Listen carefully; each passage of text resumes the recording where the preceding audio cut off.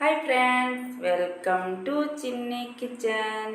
ఈరోజైతే తాటి పండుతో రెసిపీ చేయబోతున్నా. ఏ సీజన్లో ఫ్రూట్ ఆ సీజన్లోనే తినాలి. ఇప్పుడు వర్షాకాలం వచ్చింది కదా, ఇప్పుడు తాటి పళ్ళు ఎక్కువ దొరుకుతాయి అన్నమాట. నేనైతే 2 ఫ్రెష్ తాటి పళ్ళు తీసుకున్నాను. తాటి ఫ్రూట్ రెసిపీకి కావలసిన పదార్థాలు చూడండి. నేను తాటిపండు గుజ్జు తీసి పెట్టుకున్నాను. ఇలా తాటిపండు గుజ్జుని తీసుకుని పెట్టుకోవాలి. తురుముకున్న బెల్లం తీసుకోవాలి. తురిమిన కొబ్బరిని తీసుకోవాలి. ఇడ్లీ రవ్వ తీసుకోవాలి. నేను ఈ కప్పుతో 2 కప్పులు ఇడ్లీ రవ్వ తీసుకున్నాను.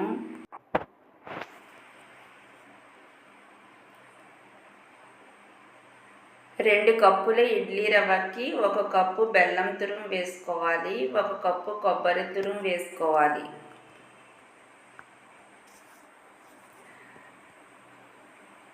ఈ రెసిపీలో కొబ్బరి వేయడం వల్ల టేస్ట్ అయితే చాలా బాగుంటుంది. తాటిపండు గుజ్జు అయితే ఈ కప్పుతో 2 కప్పులు తీసుకున్నాను. ఈ తాటిపళ్ళు అయితే వర్షాకాలంలోనే దొరుకుతాయి. మిగతా రోజుల్లో అయితే తాటిపండు దొరకదు. మనం ఈ వర్షాకాలంలోనే ఏ రెసిపీ చేసుకోవాలన్నా చేసుకోవచ్చు. ఈ తాటిపండు గుజ్జుతో తాటి గారెలు చేసుకుంటారు, తాటి బూరెలు చేసుకుంటారు, చాలా రెసిపీస్ చేసుకుంటారు. ఈ గుజ్జునంతా బాగా ఇలా మిక్స్ చేసుకోవాలి. బెల్లం వేసాం కదా, మంచిగా మిక్స్ చేసుకోవాలి బెల్లం కరిగే వరకు. ఇలా ఈ పిండినంతా మిక్స్ చేసుకుని ఒక 10 నిమిషాల పాటు పక్కన పెట్టుకోవాలి. ఇలా కలుపుకుని 10 నిమిషాల పాటు పక్కన పెట్టుకోవాలి.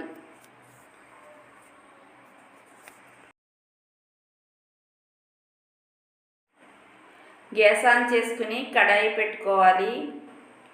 1 స్పూన్ ఆయిల్ వేసుకోవాలి.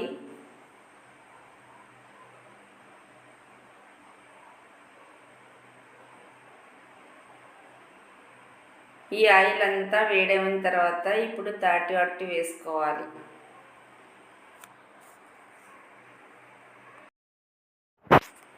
ఇప్పుడైతే ఆయిల్ వేడైంది. ఇప్పుడు కొద్ది కొద్దిగా ఈ పిండిని తీసుకుని తాటి అట్టు వేసుకోవాలి. ఈసారి అయితే తాటి గారెలు చేస్తాను. తాటి గారెలు కూడా టేస్ట్ బాగుంటుంది.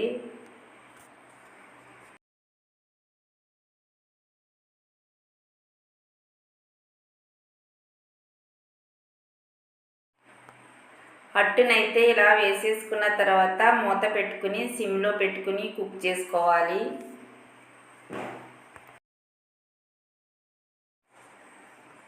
ఓకే, చూడండి, తాటి అట్టు అయితే ఒక పక్క కుక్ అయింది, మరో పక్కన కూడా కుక్ చేసుకోవాలి. ఇప్పుడు మనం ఇలా తిరిగితే తాటి అట్టు ఇరిగిపోతుంది. ఒక అట్లు పెనం తీసుకుని మళ్ళీ కొద్దిగా ఆయిల్ వేసుకుని అట్లు పెనం మీద వేసుకోవాలన్నమాట. చూడండి, ఇలా వేసుకుని మళ్ళీ మూత పెట్టుకుని కుక్ చేసుకోవాలి.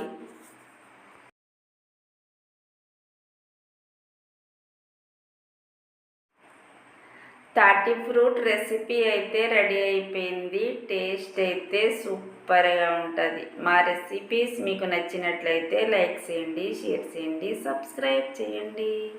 Bye friends.